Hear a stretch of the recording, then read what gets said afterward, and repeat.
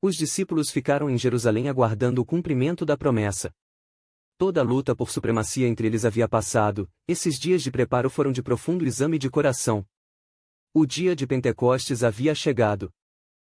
As 7 festas do calendário sagrado de Israel não eram apenas celebrações nacionais, mas também um calendário profético da obra redentora do Messias. Cada festa apontava para um aspecto do plano da salvação que encontraria seu cumprimento em Cristo. As 4 festas da primavera tiveram seu cumprimento na primeira vinda de Jesus, enquanto as festas do outono apontam para as etapas finais de seu ministério e para sua segunda vinda. Em Pêssach, Páscoa, Cristo é o verdadeiro Cordeiro de Deus, sacrificado pelos pecados do mundo. Em Hamatzah, pães asmos, ele é o pão sem fermento, perfeitamente santo e sem pecado, cujo corpo repousou no sepulcro.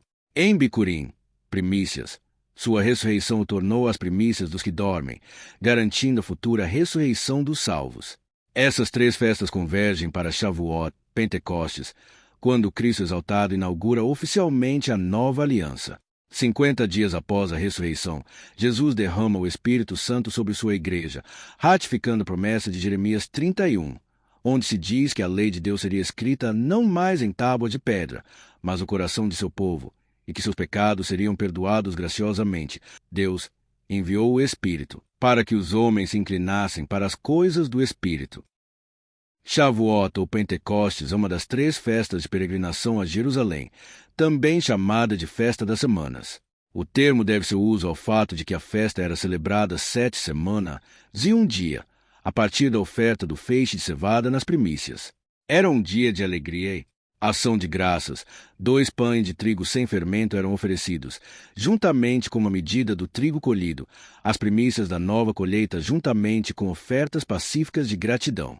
Durante o dia, os 10 mandamentos eram estudados, especialmente os meninos eram ensinados sobre os preceitos do Eterno. No segundo dia, a história de Ruth era relatada tirando lições morais e espirituais, de uma estrangeira que havia aderido ao Deus verdadeiro e a seu povo. Começando ao pôr do sol, fazia uma vigília onde a Torá, os 5 primeiros livros de Moisés, eram estudados com ênfase na lei moral, pois se ensina que o povo de Israel cochilara ao pé do monte, daí a necessidade desta vigília, símbolo de atenção ao grande evento da entrega dos 10 mandamentos a Moisés. E cumprindo-se o dia de Pentecostes, estavam todos, homens e meninos, concordemente no mesmo lugar. E de repente veio do céu um som como de um vento veemente e impetuoso, e encheu toda a casa em que estavam assentados.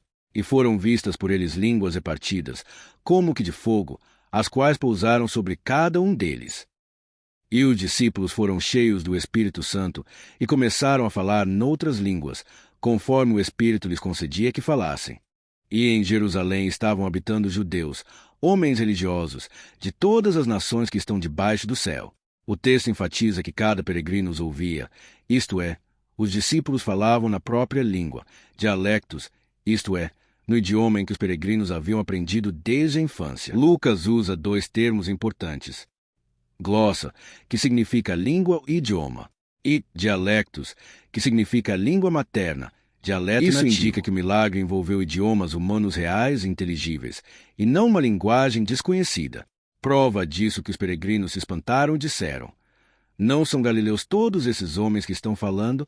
Como, pois, os ouvimos, cada um, na nossa própria língua em que somos nascidos? Você já se perguntou sobre quantos grupos linguísticos havia em Atos 2?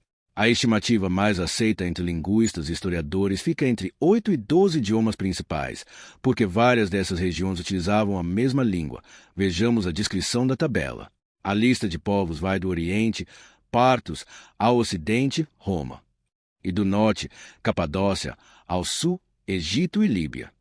Esta lista era representativa de praticamente todo o mundo judaico da diáspora. Que o Pentecostes antecipa o cumprimento da missão que Jesus havia dado. Ide, portanto, fazei discípulos de todas as nações. Mateus 28, versos 19 e 20. Enquanto em Babel, em Gênesis 11, as línguas dividiram os povos, em Pentecostes Deus não elimina as diferenças linguísticas. Ele as supera por meio do Espírito Santo, tornando o Evangelho compreensível a todos.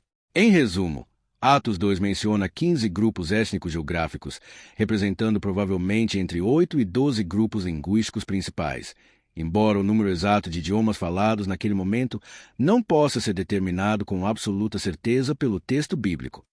Mas se assim foi, porque alguns acusaram os discípulos de estarem bêbados conforme o verso 13. Um fato que passa desapercebido pela leitura rápida é o que está no mesmo verso 13. A primeira palavra é a palavra outros. Vem do termo grego héteros, isto é, até o verso 12 havia comunicação com o grupo de diversos estrangeiros, como a própria Bíblia enfatiza.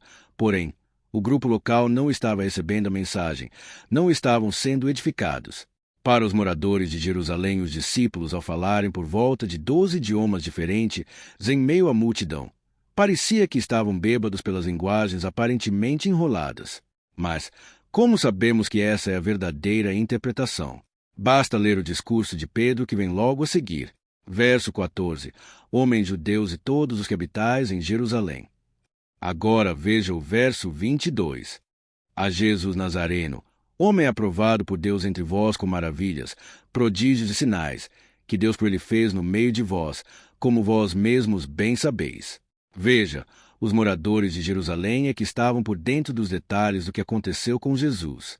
Mas vamos continuar, agora no verso 23. A este que vos foi entregue pelo determinado conselho e presciência de Deus, prendestes, crucificastes e matastes pelas mãos de injustos. Pedro denunciou que os moradores de Jerusalém haviam participado da condenação injusta de Jesus. Pedro não estava falando com os estrangeiros. Ele falava com os moradores de Jerusalém que acusaram os 11 discípulos de estarem falando enrolado. Finalmente, o dom de línguas em Atos 2 foi a capacitação dada pelo Espírito Santo aos discípulos de falar os idiomas dos estrangeiros presentes em Jerusalém.